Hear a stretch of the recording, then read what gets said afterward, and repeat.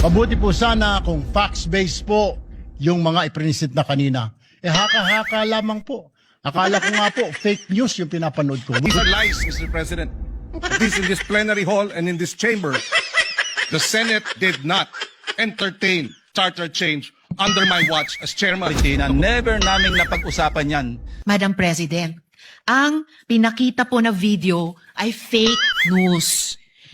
A few moments later. I think present during that discussion, of course, the minority leader, Speaker Boji D, the Deputy Speaker, I think Hernandez, and the former Secretary of the Senate, Dong Mendoza. Nagkamali po ako ng paso kasi I was about to attend a board meeting in the same area.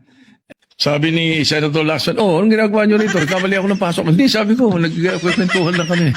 Sabi ko, at tinanong ko pa siya, ilan ba yung kwartong pinapagawa sa new Senate building?